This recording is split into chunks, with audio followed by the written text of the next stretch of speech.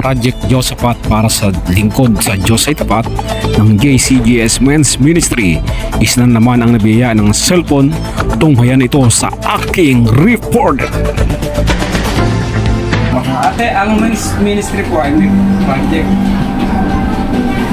Project Diyos Tapat para sa lingkod na sa Diyos ay tapat. So kami po ay para po magkakaroon po sa sobrang parang sobrang naman po sa inyo po ito po i-gamit ay pastor. Kasi po talaga ang mechanic po namin, naghahanap po kami na sirang cellphone. May dalawa na po kami nabigyan ng kabataan.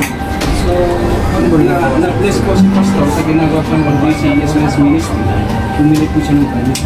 Ay, thank you po talaga. Thank you po kay Lord sa pamagitan po ni Pastora. Thank you po ng marami talaga.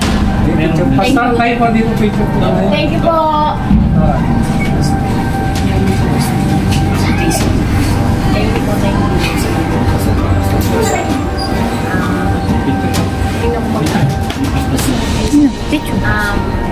Marami pong salamat sa biyayang aking natanggap po ngayon.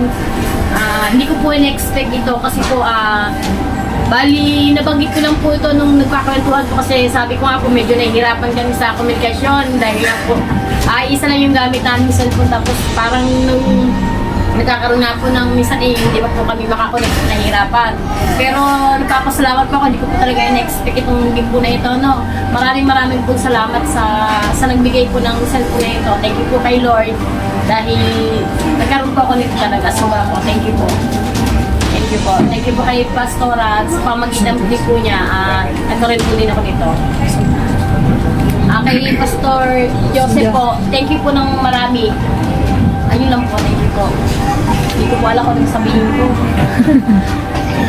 Okay, ito ay hindi namin nilagyan ng SIM kasi hindi namin alam kung anong malakas na SIM card doon sa inyong pero ito na lang ang lagay. So, yun po yung screen protector. Okay, kompleto na siya. Gagawin na yun. Para sa nakakakuha ng video. Ako po ay nagpapasalamat sa mga buhay na yung ginagamit ni Lord, yung mga taong wala pong, yung meron pong cellphone na sira na ibinabahagi po, binibigay po sa men's na tapos po ang ginagawa po ay sa buhay po ng Kuya Kevin, ito po ay pinapagawa niya upang yung aming proyekto na magbigay ng cellphone sa mga walang kakayanan, yun po naibibigyan po namin katulad po kanina.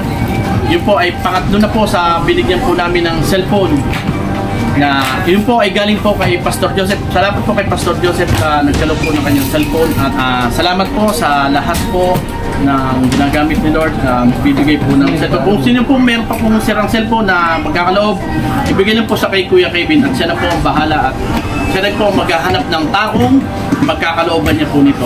Salamat po kay Lord at patuloy na pagkilos niya po sa bawat isa. Salamat po.